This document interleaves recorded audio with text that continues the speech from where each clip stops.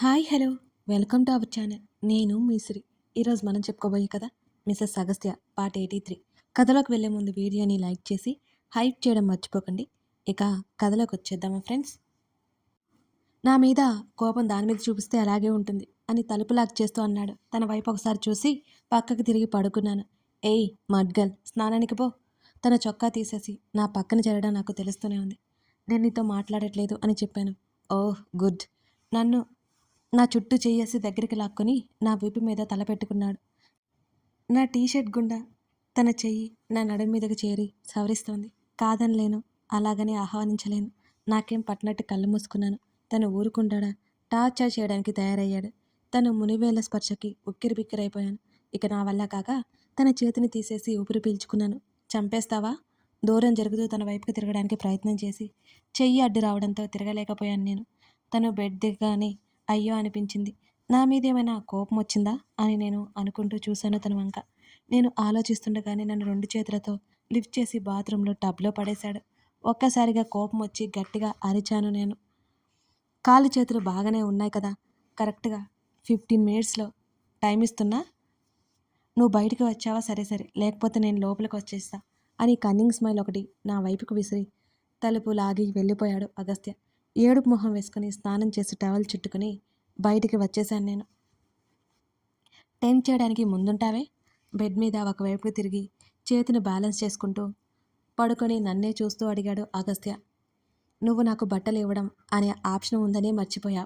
ఇంకేం చేయను నేను. మరింత కోపంగా ముఖం పెట్టుకుని డ్రెస్ చూస్తుంటే వెనక నుంచి కౌగిలించుకున్నాడు. నీ వేషాలు నా దగ్గర కాదు చెబుతున్నా అన్నానే గాని నా భుజం మీద తారాడుతున్న తన జిహస్పర్శకి నా చేతుల్లో ఉన్న డ్రెస్ నేల మీదకి జారిపోయింది. గట్టిగా కళ్ళు మూసుకొని కబోర్డ్ మీదకి వాలిపోయాను. గబుక్కున నా చుట్టూ చెయ్యేసి తన వైపుకు తిప్పుకున్నాడు. ముఖం పైకి ఎత్తి నా పెదవుల మీద ముద్దు పెట్టేసుకున్నాడు. తన మాటలకి కరిగిపోయే నేను తన స్పర్శకి తనకి దూరంగా ఉండగలనా? అతని కౌగిలిలో ఇమిడిపోయాను. సంతోషం బాధను పంచుకోవడానికి నేను తప్ప ఎవరున్నారు? తనకి నేను అడ్డు చెప్పలేదు. తను నన్ను 2 చేతుల్లో ఎత్తేసి బెడ్ మీదకి చేర్చేశాడు. నా చేతిని దూరంగా పెట్టేసి, నాకు అసలు ఈ ఆలోచన లేదు, నువ్వే టవల్తో బయటకొచ్చి నన్ను టెంప్ట్ చేశావు అంటున్న తన వాడి చూపులకి తాళలేక ముఖం పక్కకు పెట్టేసుకున్నాను. నా హృదయంలో తలదాచేసుకొని హృదయం వరకు తన పెదవులు సంతకాలు పెట్టేశాడు. తెల్లటి దుప్పటి మా మీదకు చేరిపోయింది. తన ప్రేమ వర్షంలో తడిచి ముద్దైపోయాను నేను. నా హృదయం మీద చెంప నుంచి నన్ను చుట్టుకు పడుకున్న తన చెంప మీద నిమురుతూ రావణ్ అని పిలిచాను. చెప్పు అన్నాడు తను. నువ్వు ఇంకా నాకు సమాధానం చెప్పలేదు అని అన్నాను నేను. ఏంటది? తెలిసి కూడా అడక్కు నువ్వు అని చిరుకోపంగా అన్నాను. ఏది ఏమైనా సరే, ఎవరి తప్పు ఉన్నా సరే, నష్టం కలిగింది నాకు సెనోరిటా. నేను మా అమ్మని కోల్పోయాను. ఇక తప్పు ఒప్పులు ఇవన్నీ నాకు తెలియదు. తను చెప్పిన మాటలకు ఇక నేనేం మాట్లాడలేకపోయాను. నా పక్కన చేరి నుదిరి మీద చెయ్యానించుకున్నాడు. నీకు పదే పదే గుర్తు చేసి బాధ పెట్టాలని అడగట్లేదు, నువ్వు ఈ భారాన్ని దించుకోవాలని అడుగుతున్నాను అని తన ఛాతీ మీద తలపెట్టుకుంటూ చెప్పాను. నీతో నేను చాలా హ్యాపీగా ఉన్నాను, ఉంటాను. ప్రస్తుతానికైతే నాకు ఏ ఆలోచనలు లేవు అని నా మెడ వరకు ఉన్న దుప్పటి కిందకి లాగుతుంటే తన చేతి మీద ఒక్కటేశాను నేను. మాట్లాడుతున్నాను కదా, నీ పనులు నీవేనా అని అడిగాను. నన్ను ఇంకా దగ్గరికి లాక్కున్నాడు అగస్త్య గట్టిగా. బుద్ధిగా పడుకో అంటుంటే నేను వినలేదు. అసలు తను ఈ రాత్రి నిద్రపోతాడా? తప్పక అదే విషయాల గురించి ఆలోచిస్తుంటాడు. ఎన్నిసార్లు చూడలేదు నేను తన్ని. నువ్వు నాతో అన్నీ క్లియర్గా మాట్లాడే వరకు నేను నిద్రపోను అని తన కౌగుల నుంచి విడిపోయి డ్రెస్ తీసుకుని బాత్రూంలోకి వెళ్ళిపోయాను. నేను బయటకు వచ్చేసరికి తను బోర్లా పడి కళ్ళు మూసుకుని కనిపించాడు. ముందుకు వంగి చూశాను. తన కనురెప్పలు కదులుతున్నాయి. నాకు సమాధానం చెప్పే వరకు నేను నిద్రపోను అంటే నిన్ను కూడా నిద్రపోనివ్వను అని మిస్టర్ రావణ్ లైట్స్ వేస్తూ మ్యూజిక్ ఆన్ చేశాను. నా వైపు తల తిప్పి కళ్ళు చిన్నవి చేసి చూశాడు అగస్త్య. ఈ ఒక్క రాత్రికి తన భారం తీరిపోయింది అంటే ప్రతి రాత్రి నిశ్చింతగా నిద్రపోతాడు అనేది నా ఆలోచన. కానీ నా మాట వింటే కదా తను. ఏయ్ మెంటల్, నీకు కొత్తగా తెలియనివి ఏమి లేవు అని చెప్పాను కదా. ఎవరేం చేసినా నష్టం కలిగింది నాకు, నేను చెప్పడానికి ఏం లేదు. అక్కడ లైట్ ఆఫ్ చేయి అని చిరాగ్గా అన్నాడు. నేను మెల్లిగా తన దగ్గరికి చేరి బెడ్ మీద మోకాళ్ళ మీద కూర్చొని, నిజంగా నువ్వు చెప్తున్నట్టు నాకు తెలియంది ఏం లేదా అని ఆరా తీశాను. "ఉహుం, లేదు" అని నా ఒడిలో తల పెట్టుకున్నాడు. నా నడుము చుట్టూ చేతులు బిగించాడు అగస్త్య. "సరే, నువ్వు చెప్పింది నేను నమ్ముతున్నాను. ఏ రోజైనా నువ్వు ఈ విషయాల గురించి ఆలోచించినా, బాధపడినా నేను మా డాడీ దగ్గరికి వెళ్ళిపోతాను, జాగ్రత్త" బెదిరించగానే నడుం మీద గట్టిగా గిల్లాడు అగస్త్య. ఉలిక్కిపడి పక్కకు జరగాలని చూస్తూ జరగనివ్వలేదు నేను. తన భుజం మీద గట్టిగా 2 దెబ్బలు వేశాను కోపంతో. "ఈసారి వెళ్ళావంటే తిరిగి రావు" అని తల ఎత్తి నా వైపు చూస్తూ సీరియస్‌గా అన్నాడు అగస్త్య. "ఇదెక్కడ విడ్డూరం? మా డాడీ దగ్గరికి నేను వెళ్ళకూడదా? ఈ విషయం నువ్వు పెళ్ళెప్పుడు ఎందుకు చెప్పలేదు? అమ్మో అమ్మో, మా పుట్టింటికి కూడా వెళ్ళనివ్వట్లేదు నన్ను" అని అంటూ గుండెలు బాదుకున్నాను. "ఏయ్ డ్రామా క్వీన్, మర్యాదగా డ్రామాలు ఆపుతావా లేదా" అని నన్ను వెనక్కి పడేస్తూ అన్నాడు అగస్త్య. సన్నటి మ్యూజిక్ ప్లే అవుతోంది. "ఇది ఓల్డ్ సాంగ్ అండి, ఒకసారి వినండి, మీకు కూడా తప్పకుండా నచ్చుతుంది" హమ్ చేస్తున్న నా నోటి మీద అరచేతిని పెట్టేశాడు అగస్త్య. నవ్వుకుంటూ చూశాను తన వైపు. సాంగ్స్ ఆపేసి లైట్ ఆఫ్ చేశాను. తను నిద్రపోతున్నాడు. తన నుదురు మీద మెల్లిగా ముద్దు పెట్టుకొని తన తలని హృదయంలోకి లాక్కొని కళ్ళు మూసుకున్నాను నేను. మరుసటి రోజు నందిని గారు వెళ్ళిపోతున్నారు అనే విషయం గుర్తుకొచ్చింది నాకు. కానీ నేనేం చేయలేక ఊరుకున్నాను. ఆ విషయం వదిలేద్దాము అనుకున్నాను, కానీ నా వల్ల కానేలేదు. ఆ రోజు మా రావణ్ వీకెండ్ కావడంతో ఆఫీస్కి వెళ్ళలేదు. ఏదో కాస్త పని చూసుకుని గార్డెన్లో ఫోన్ మాట్లాడుతున్నాడు. అప్పుడే లేచిన నేను నిద్రమొహంతో తన దగ్గరికి వచ్చేశాను. తన నడుము చుట్టూ చేతులు వేసి తన భుజం దగ్గర ముఖాన్ని దాచుకున్నాను నేను. నా తల మీద ముద్దు పెట్టుకొని తను ఫోన్లో తనున్నాడు. కాసేపటికి వదిలి అటు ఇటు నడవడం మొదలుపెట్టాను నేను. రాత్రి అయ్యగారి వల్ల చెయ్యంత నొప్పి, దాన్ని మెల్లిగా అటు ఇటు కదిలిస్తున్నాను. పూర్తిగా సెట్ అయిపోకముందే ఇంటి నుంచి బయటపడాలి. బయట ప్రపంచం ఎరిగిన నేను ఇంట్లో రెస్ట్ తీసుకుంటూ ఉండలేక చస్తున్నాను. తను కాల్ కట్ చేసి నా వైపుకి వచ్చాడు. "వెళ్ళి కాఫీ పట్టుకురాపో" అని నాకు ఆర్డర్ వేశాడు అగస్త్య. "నాకు కూడా ఒక కప్పు ప్లీజ్" ముద్దుగా మొహం పెట్టాను. బ్రతిమాలుకున్నాను. నా వైపు సీరియస్గా చూశాడు. "ఈ ఒక్కరోజుకు అంతే" అని అడిగాను. నిట్టూరుస్తూ వెళ్ళిపోయాడు. తన్ని బాగా విసిగించడం, ఏదైనా చేయించుకోవడం నాకు చాలా చాలా ఇష్టం. తను చిటపట్లాడుతున్నా కూడా నచ్చుతోంది. మెల్లిగా సూర్యకిరణాలు చెట్ల ఆకులను చీల్చుకొని నా మీదకి వచ్చేస్తున్నాయి. అలాగే కళ్ళు మూసుకుని ఆ నీరెండని ఆస్వాదిస్తున్నాను నేను. తను వేడివేడిగా కాఫీ కప్పులు తీసుకొచ్చాడు. వీకెండ్స్లో అగస్త్య కుక్ చేస్తాడు కాబట్టి పని ఆవిడ వచ్చి పనులు చేసుకుని వెళ్ళిపోతోంది. ఈ మధ్య నేను కూడా కుక్ చేద్దామనుకున్నాను. నా చెయ్యి మూలన పడిపోయింది. ఇంకెలా చేయగలను?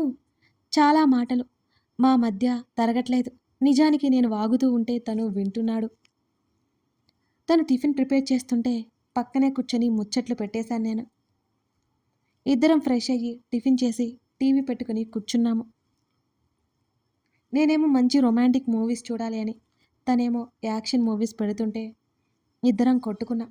చివరికి నాతో పడలేక రిమోట్ నాకిచ్చి సోఫాలో వాలిపోయాడు అగస్త్య. తన వైపు చూశాను. కళ్ళు మూసుకుని పడుకొని ఉన్నాడు తను. తను నిద్రపోవట్లేదని నాకు తెలుసు. మెల్లిగా తన చెవి దగ్గరికి వంగి "ఏం చేస్తున్నావు" అని అడిగాను. నోరు మూసుకొని "నీ సినిమా నువ్వు చూసుకో" అని కసిరి అటువైపుకి ముఖం తిప్పుకున్నాడు అగస్త్య. మొగుని పక్కన పెట్టుకుని "సినిమా ఎలా చూడని చెప్పు" అని తన మెడ మీద ముద్దు పెట్టుకున్నాను నేను.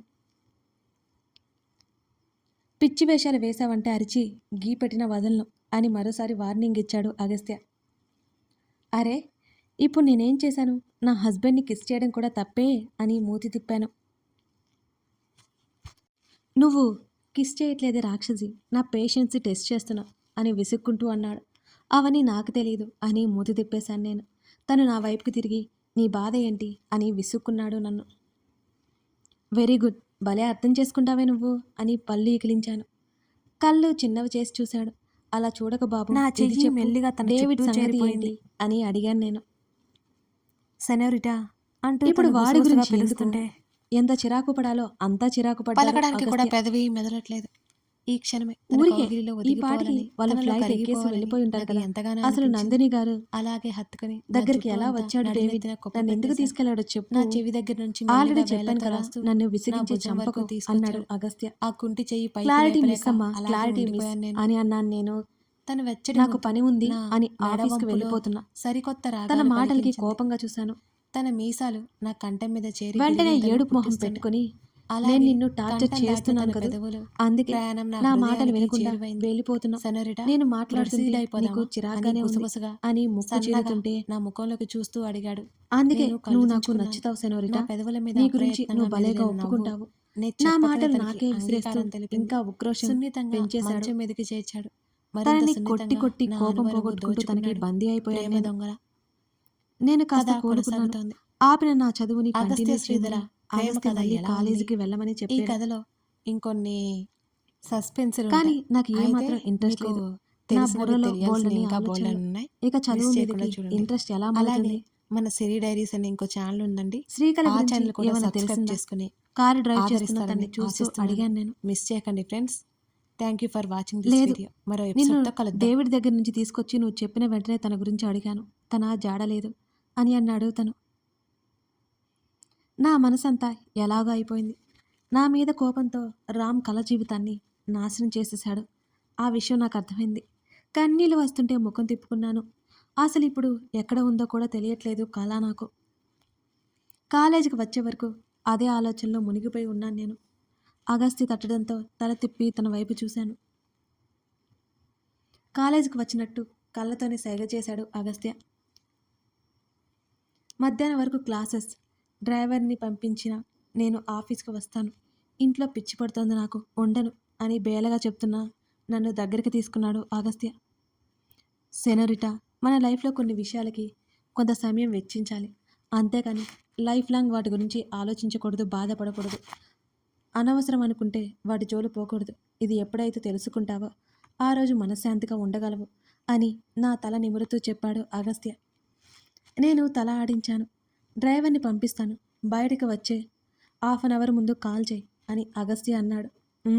అని తల ఊపి తనకి చెప్పి కారు దిగి లోపలికి నడిచాను. చాలా రోజుల తర్వాత కాలేజీకి వచ్చాను. నా బుర్రకి ఏమీ ఎక్కలేదు, కానీ కష్టంగా ఎక్కించుకున్నాను. ఇంతకు ముందే నాకు ఎవరూ పరిచయం లేదు, పరిచయం చేసుకోలేదు కూడా. క్లాస్లో ఉన్న వాళ్ళ పేర్లు తప్ప ఇంకేమీ తెలుసుకోలేదు కూడా నేను. ఆ రోజు మధ్యాహ్నం అగస్త్యకి కాల్ చేస్తూ క్యాంటీన్లో కూర్చున్నాను. వచ్చేశాను, డ్రైవర్ని పంపించు అని చెప్పాను లిఫ్ట్ చేయగానే. బయటికి రా, తన మాటలకి వచ్చేసినట్టే ఉన్నాడనుకుని సరే అని కాల్ కట్ చేశాను. బ్యాగ్ పట్టుకుని బయటికి వచ్చేసరికి డాడీ కనిపించారు. సంతోషంగా కాస్త వేగంతో డాడీ దగ్గరికి నడిచాను నేను. డాడీ మీరు అని అంటూ హత్తుకుపోయాను నేను. బేబీ, ఇంకా లంచ్ చేయలేదు కదా అని అడిగారు డాడీ. అవును అన్నట్టు నిలువుగా తల ఆడించాను నేను. పదా మనం రెస్టారెంట్కి వెళ్దాం. డాడీ మాటలకు ఎగిరి గంతి వేద్దాం అనుకున్నాను, కానీ కాలు నొప్పి వస్తుందని ఆగిపోయాను. మరి ఇద్దరం రెస్టారెంట్కి వెళ్ళిపోయాం. డాడీని నువ్వే పంపించావా? అగస్త్యకి మెసేజ్ చేశాను నేను. లేదు, ఆయన ఫోన్ చేసి ఇంటికి వస్తున్నట్టు చెప్తుంటే విషయం చెప్పాను. అటొచ్చారు, ఎంజాయ్. తను రిప్లై ఇచ్చాడు, నువ్వు కూడా రావచ్చు కదా, నాకు కాస్త పని ఉంది, నువ్వు కానివ్వు. అంకుల్ నీతో ఉన్నారు, ఆయనతో కాస్త టైం స్పెండ్ చేయి. ఇక పదే పదే మెసేజ్ చేసి నన్నైతే డిస్టర్బ్ చేయకు అని మొహం మీదే చెప్పేశాడు. తను మెసేజ్ చూస్తుంటే సీరియస్గా చెప్పినట్టే ఉంది. ఈ మహానుభావుడు అంతే కదా అనుకుని ఏం లాభం. డాడీ నాకు ఇష్టమైన నాన్ వెజ్ ఐటమ్స్ ఆర్డర్ ఇచ్చారు. ఇద్దరం బోల్డ్ అని మాట్లాడుకుంటూ లంచ్ని ఫినిష్ చేసేసాం. నన్ను కారులో కూర్చోమని చెప్పి డాడీ వెళ్ళారు. అగస్త్యకి మెసేజ్ చేశాను, తిన్నావా అని. తన నుంచి రిప్లై రాలేదు నాకు. ఈలోపు డాడీ పెద్ద ఐస్ క్రీమ్ ప్యాక్ తీసుకొచ్చి నా ఒడిలో పెట్టారు. నా కనులు మెరిశాయి. ఈ మధ్య ఐస్ క్రీమ్ గురించి మర్చిపోయాను నేను. Thank you so much daddy, ఉత్సాహం చెప్పి తినడం స్టార్ట్ చేశాను నేను. ఆ తర్వాత షాపింగ్కి వెళ్ళి డాడీకి కొన్ని డ్రెస్సులు సెలెక్ట్ చేశాను. అక్కడ సాయంత్రం వరకు గడిపి ఇంటికి వచ్చేసాం. అక్కడి నుంచి ఇవాళ నుంచి నా బాధ్యతలన్నీ అగస్త్యకి అప్పజెప్పేశాను అని డాడీ అనగానే సంభ్రమాశ్చర్యాలతో చూశాను నేను. మీరు చెప్పేది నిజమా అని అడిగాను. అవును బేబీ, అది నాకు మరొకరికి ఇవ్వడం ఇష్టం లేదు. నీకు బిజినెస్ వైపు ఇంట్రెస్ట్ లేదు. అందుకే నా అల్లుడిని చూసుకోమని చెప్పాను. కానీ మీ ఆయన ఏమన్నాడో తెలుసా? డాడీ మాటలకి నవ్వుకుంటూ, "ఆ, ఖచ్చితంగా వద్దు అని ఉంటాడు." అవునా? మరి ఎలా ఒప్పించారు డాడీ మీరు అని క్యూరియాసిటీతో అడిగాను. మీ ఆయన డబ్బు పెట్టి కొన్నాడు. డాడీ నవ్వుతూ అన్నారు. గుడ్ అన్నాను నేను. సరే, మీరిప్పుడు ఇక్కడికి వచ్చేయరాదండి అని అడిగాను నేను. నేను ఏం చెప్పానో గుర్తులేదా నీకు శ్రీ అనగానే 2 క్షణాలు ఆలోచించి గుర్తులేదన్నట్టు అడ్డంగా తల ఊపాను. నీకొక బేబీ వచ్చాక వస్తాను అని చెప్పాను కదా, అప్పటి వరకు నన్ను ఎంజాయ్ చేయనివ్వు. అలాగే నాకు కొన్ని బాధ్యతలున్నాయి. ఇంకో కంపెనీ ఉంది. డాడీ వేళ్ళతో జుట్టు దువ్వుకుంటూ అన్నారు. అబ్బో అన్నాను. "ఆ, నా ఫ్రెండ్స్ పార్టీలు టూర్లు బిజీలో ఉంటాను నేను. నన్ను డిస్టర్బ్ చేయొద్దు. వారానికి ఒకసారి ఫోన్ చేస్తానులే" అని అన్నారు డాడీ. డాడీ శ్రీ బంగారం, ఎంజాయ్ చేయనివ్వరా నన్ను అని అన్నారు డాడీ. చేయండి చేయండి, బాగా చేయండి. నాకు ఒక ఆంటీని కూడా తెచ్చిపెట్టండి అన్నాను డాడీని ఇంకాస్త ఆట పట్టిస్తూ. మళ్ళీ మొదలు పెట్టావా నువ్వు అన్నారు డాడీ. మీకు నిండా 50 ఏళ్ళు కూడా లేవు డాడీ. ఇంకెంతకాలం ఇలా? అసలు మీరు నాకు డాడీ లాగానే లేరు తెలుసా? ఇంకొక పెళ్లి చేసుకోవచ్చు కదా మీరు అని అడిగాను. నాకు టైం అవుతుంది, మళ్ళీ వస్తాను. అగస్త్యని అడిగానని చెప్పు. పెళ్లి మాట ఎత్తగానే అక్కడి నుంచి డాడీ జంప్ అయిపోయారు. నిట్టూర్చి నవ్వుకున్నాను నేను. కథ కొనసాగుతోంది. అంతా సాఫీగా సాగిపోతున్న శ్రీధ జీవితంలో రామ్ ఇంకే కలంకం సృష్టించబోతున్నాడు. శ్రీకళ ఎటుపోయింది?